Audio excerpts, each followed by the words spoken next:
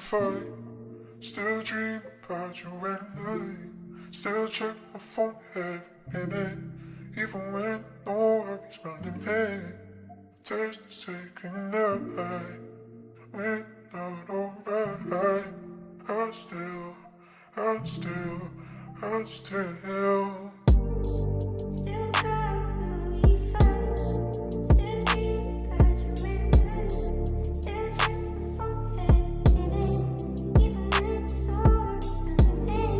What's going on, Freedom Fit family? It's Shad here with another video. Go ahead and like the video, subscribe to the channel, turn on your post notifications, do all that good stuff.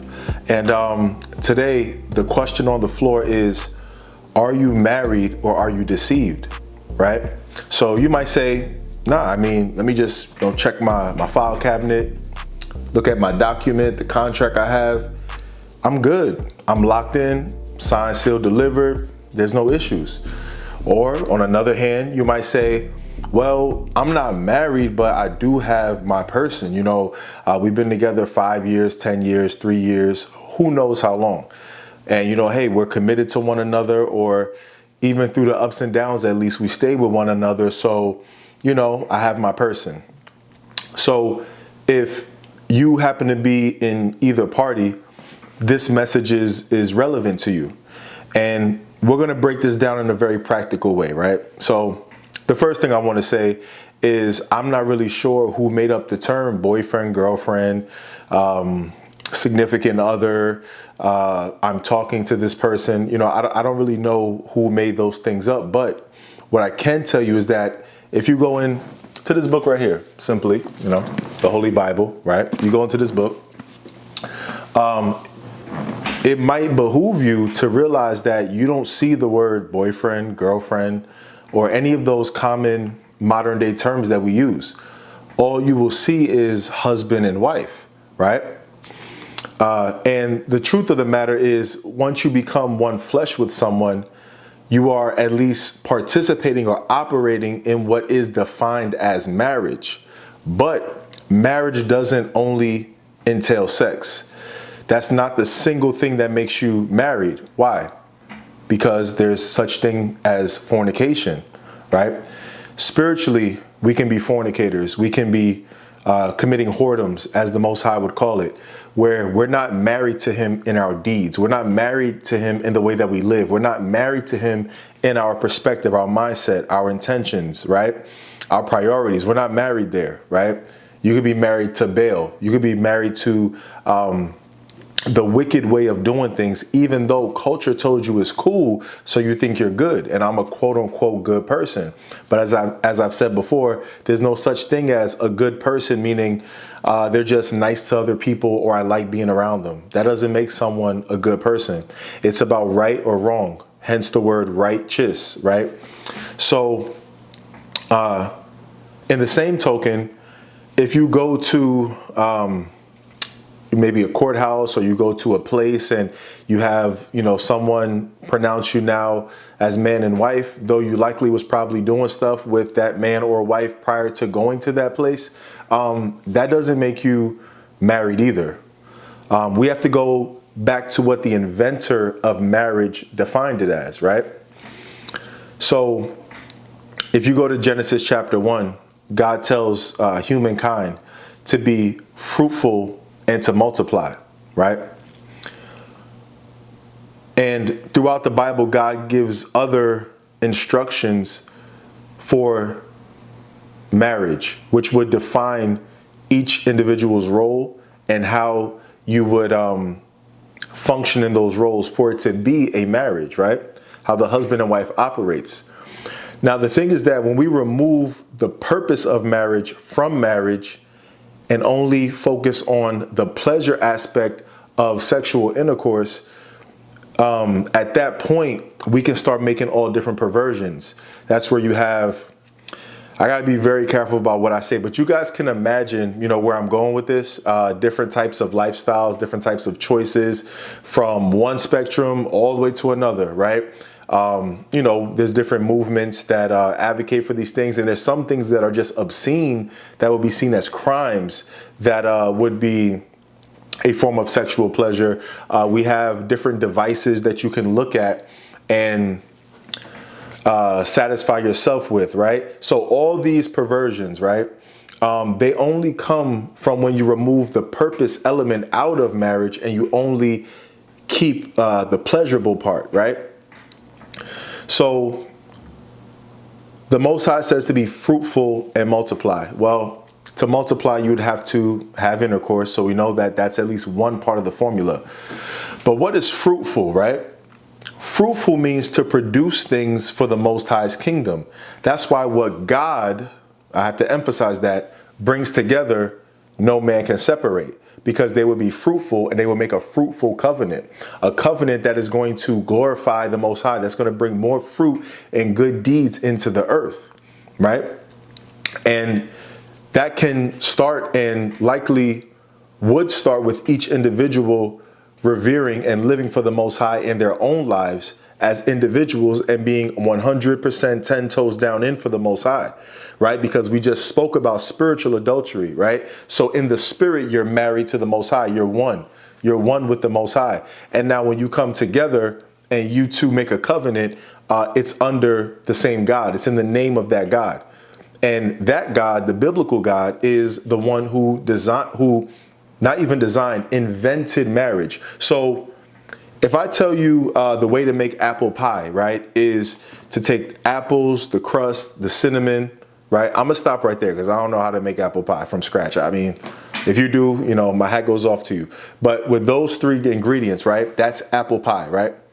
And someone decides to take the apples out and just give you crust with cinnamon on it. Is that apple pie?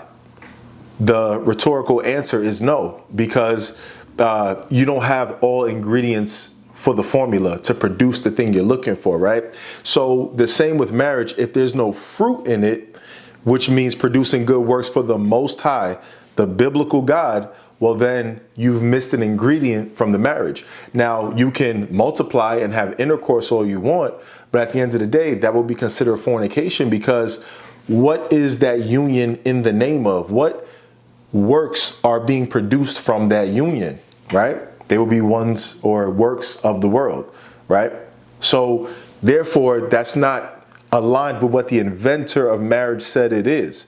Now, on the flip side of that, if you do become one flesh with that person, right, and you two are producing fruits for the kingdom, you glorify the Most High in your union and what you do outside of one another, right? Or I should say outside of the covenant, right? That covenant produces works outside of yourself that makes the world a better place, to just say it simple, right? So in your dynamic together, the wife is submissive. She's following what the husband says, right? She's of a meek and quiet spirit.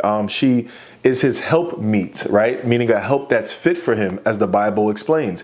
And them together are able to produce the bigger vision, the bigger purpose that the Most High gave that man. And that man is leading, he's ruling over his wife, right? Because he's led by the Most High. So since he's led by the Most High, he can have that sense of direction and speak with that confidence, boldness, and assertiveness in a certain direction. And she can trust that leadership because he is the image of God. Man is the image of God, right? So him going ahead and doing that and her following suit essentially allows the bigger picture to get accomplished, right? And it would only be works that are aligned with the Bible, what the Bible says is good, right? So at that point in time, you then have something that's a marriage, and it wouldn't separate, right? Because the Most High is protecting that. You could just look at your current situation. I don't know each person's personal details of their union, if you will, but look at your temperament. Does the temperament of you and your significant other mesh well, right? Can you guys have certain conversations, right? Like when you go into deep conversations, can you guys go there with one another, or is one person kind of falling off or falling asleep? When you talk about God, how does that work? Your purposes, like does the purpose that man have align with the capabilities and skill sets and willingness of his wife, right? There's certain things you could look at on a practical level that would show confusion in your union, right? Because God is not the author of confusion, right? He's simple and he's the God of peace, right? So that's just before we even get into the deeper, breakdown of, what God's instructions are for marriage. You can just kind of know from the ground level of what's going on there, right? So those are things we have to look at, because we were told that, hey, if we go in front of another man and make some other vows that we made up, that all of a sudden we're married, all of a sudden we're good, nothing to worry about. But you have to look at how the inventor sees it, which is the Most High God. He's the inventor of marriage. So if he gave you the formula and the ingredients to be married and what that entails, then we have to follow suit with that, right? And lastly, I'll say, I'm sure there might be someone who's watching and will say or think to themselves, hey, well, Paul said if there is an unbelieving wife, right, then and she's pleased to dwell with the man, well, then don't put her away or let her not depart or something of that nature. Basically, if the wife is not a believer but the man is, and she's pleased to dwell with him, don't put her away. That's pretty much exactly what it says. And on the flip side, if there's a man that doesn't believe, let not the wife put him away, right? So you may say, well, hey, that's an example right there of two people not having the same faith and they can be married. So, hey, yo, Shad, you got that one wrong. Well, I would encourage you to venture into, another part of the gospel where the same Paul says, well, if they went out from us because they were never of us. For if they were of us, they would have continued with us. But they left to show that they were never of us, right? So think about that. And then let's go back to those initial verses I just spoke about. First of all, Paul, before he says that, he makes it clear that it's him speaking and not the Lord, right? Because the verses right before that, the Lord says that the wife and husband shall not depart. I also want to add in that on those initial verses, when he says, if the wife be pleased to dwell with you or the husband be pleased to dwell with you, and if they're not believers, but they're happy to be with you, then let them stay. He also says after that, well, if they leave, then you're not in bondage. If the unbelieving departs, then the believer is no longer in bondage, right? So you're basically good if they go ahead and leave. Well, if they go ahead and leave, right? The only ones that leave were the ones that were never of you, as the same Paul mentioned, right? So would I have not been in bondage while they were with me before they left? Because if they left, I'm no longer in bondage, right? Well, that means that when they were with me, I was in bondage because they only left me because they were never of me in the first place. Meaning when they were with me, they were never of me. And we know that evil communications corrupt good manners, right? Someone who is of a wicked spirit that's in your household, that is going to stunt your growth. That is going to stunt your growth as a follower of Christ. And the last thing that I wanted to say is that it's no coincidence that when you wake up to the truth, that the person that you were with in the world always falls off, right? The Most High separates it because he knows that union, you staying connected to that person, will stunt your spiritual growth. It may even prevent what he has for you. So the truth is always going to reveal itself. But I hope that this video edified you. If it did, please like the video, share it with someone else. And if you feel led to comment anything that you believe will edify the next person, or just some feedback you have on this video, feel free to do so. I appreciate y'all for watching. I'll talk to you next time. Freedom and truth.